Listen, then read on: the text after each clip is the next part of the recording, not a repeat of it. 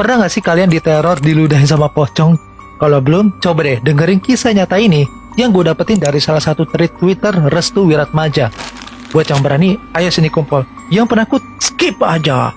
Kisah nyata ini terjadi di sebuah desa Kretekan, yang dimana ada makam keramat, dengan sosok-sosok penunggu sering ganggu warga sekitar jika mereka berani datangin makam tersebut tanpa permisi dan punya niat buruk.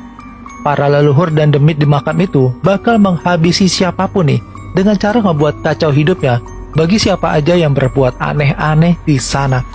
Waktu itu kebetulan di malam 1 Suro, banyak para peziarah dari luar desa Kretekan datang untuk berziarah di makam tersebut. Selain ziarah, ada aktivitas rutin yang dilakuin sama 9 juru kunci di sana secara bergantian buat mandiin keranda khusus yang dulunya dijadiin tempat bawa leluhur yang udah tiada.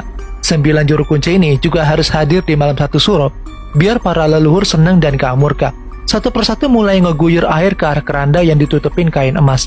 Namun tiba-tiba ada hal janggal yang terjadi. Ketika juru kunci kelima mau guyur air ke keranda itu, tiba-tiba nih, dari dalam keranda ada suara teriakan. Semua orang yang nyaksiin hal itu langsung kaget. Dan pas dibuka kerandanya, ada orang yang lagi tidur bernama Untung. Bisa dibilang Untung ini adalah ODGJ. Warga yang nyaksiin Untung pada geram juga nih, lihat aksi nekatnya itu. Setelah kejadian Untung tidur di dalam keranda, tiba-tiba langit jadi gelap, diiringi dengan suara petir yang nakutin banget. Malam harinya suasana desa Kretekan diselimutin kabut tipis dan nyeremin. Hingga tiba-tiba para warga yang masih berada di luaran rumah pada jatuh sakit secara mendadak gara-gara terserang angin duduk. Selain itu, para hewan ternak juga banyak yang tiba-tiba sakit. Semenjak kejadian Untung nidurin keranda itu, banyak kejadian-kejadian aneh yang terjadi di seluruh desa. Salah satunya nih ya, ada sosok yang sering lalu lalang di sekitaran makam tersebut. Para juru kunci akhirnya dikumpulin buat bahas wabah aneh yang menyerang desa secara beruntun. Tapi tiba-tiba mereka dikagetin sama suara teriakan warga kayak gini lur. Leluhur turun, leluhur turun. Di situ juga ada seorang warga yang bernama Untung lagi lahap ayam mentah dan kondisi mulutnya ini penuh darah. Bisa dibilang Untung ini kayak lagi kerasukan suatu sosok yang bener-bener marah dan susah dikeluarin. Udah dilakuin ritual pengusiran sama 9 juru kunci, sosok itu tetap aja nggak mau keluar. Lalu tiba-tiba ada seorang warga yang nyambuk Untung sebanyak 9 kali. Dari situ sosok di dalam tubuh Untung akhirnya keluar. Gak lama setelah Untung terjatuh, dia bangun nih dengan wajah seram terus ngomong, "Desa ini udah aku kutuk, dan udah waktunya kalian semua matoy," sambil natap ke 9 juru kunci. Dari situ Untung langsung lari nabrakin tembok sebanyak 9 kali, hingga kepalanya hancur-hancuran dan tiada di tempat. Singkat cerita, semenjak tiadanya Untung, banyak para warga yang pindah dari desa Kretekan. Hingga akhirnya para juru kunci setuju nih buat bersihin energi-energi jahat yang ada di seluruh makam. Di tengah-tengah lagi ngebahas bersihin energi tersebut, makam Untung ada yang ngancurin. Terus tali pocong ya bagian atasnya ini udah hilang. Dan pas di malam harinya, rumah masing-masing warga diketokin pintunya tuh sama suatu sosok yang gak kelihatan. Belakangan mereka baru sadar kalau yang ngetok pintu itu adalah sosok pocong. Kebetulan ya satu warga yang ngelihat hal itu adalah Pak Rosikin dan Irham yang kebetulan lagi jaga malam. Sosok pocong itu wajahnya gosong dan ngeluarin bau gak sedap. Gak cuman itu aja, pocong tersebut ngeludahin mereka berdua. Dipercaya juga kalau diludahin sama pocong, bau busuknya gak akan hilang seumur hidup dan bakalan gatal-gatal. Teror pocong keliling tersebut gak berhenti sampai di situ aja.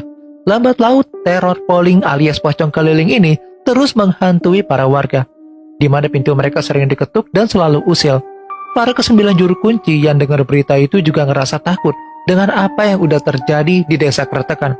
Mereka yakin bahwa ada seseorang yang sengaja jadiin tubuh Untung sebagai wadah untuk nyerang para warga, serta ada kaitannya dengan dendam terdahulu saat ada salah satu warga yang ngelakuin ritual penumbalan terhadap seluruh baby yang lahir di desa Kretekan. Bisa dibilang nih, orangnya merupakan seorang cenayang yang mampu mengundang banyak demit di makam-makam keramat itu. Orang ini adalah Ki Uli yang pernah coba perkuat ilmunya dengan cara numbalin para baby yang baru dilahirin. Gara-gara tindakannya itu, akhirnya Ki Uli diusir dari desa. Namun Ki Uli nggak gampang nyerah. Dia jadiin korin dari almarhum Untung buat neror warga desa Kretekan. Setelah mengetahui siapa dalang di balik itu semua, akhirnya para juru kunci sepakat nih buat lakuin sebuah ritual ngusir pocong di tempat makam leluhur. Namun ritual ini punya resiko besar, di mana jika pocong itu berhasil kembali ke pemiliknya, maka demit-demit lain pada datang. Ini bisa dibilang salah satu rencana dari Ki Uli buat meneror seisi desa Kretekan. Ibarat kata, kayak gali lubang tutup lubang. Malam itu akhirnya mereka terpaksa ngelakuin ritual tersebut. 5 orang juru kunci berada di dekat makam leluhur, sedangkan 4 juru kunci lainnya jagain makam Untung buat jegal pocong tersebut. Bentrokan energi terjadi nih di seluruh sekitaran makam. Mereka semua benar-benar kewalahan gara-gara energi besar mulai rebutan buat keluar dari gerbang gaib yang udah terbuka. Mereka pun akhirnya berhasil mengembalikan korin Untung sesuai pada tempatnya. Di sisi lain, mereka juga berhasil menutup gerbang gaib. Namun ada salah satu dari mereka yang meninggoy gara-gara serangan para demit yang berusaha masuk melalui gerbang gaib. Singkat cerita, semenjak tiadanya salah satu juru kunci, ternyata harus ada yang ngisi kekosongan untuk jadi juru kunci. Di usianya yang ke-40 tahun, anak ini udah ngedalamin jejak spiritual orang tuanya. Dia terpilih menjadi juru kunci untuk menjaga kestabilan desa Kretekan. Semenjak kejadian nyeremin itu, Ki Uli udah gak kelihatan lagi. Teror polling pocong keliling itu udah gak muncul lagi di desa Kretekan. Pertanyaannya sekarang, di tempat kalian, pernah ada teror pocong keliling gak sih? Coba deh komentar di bawah.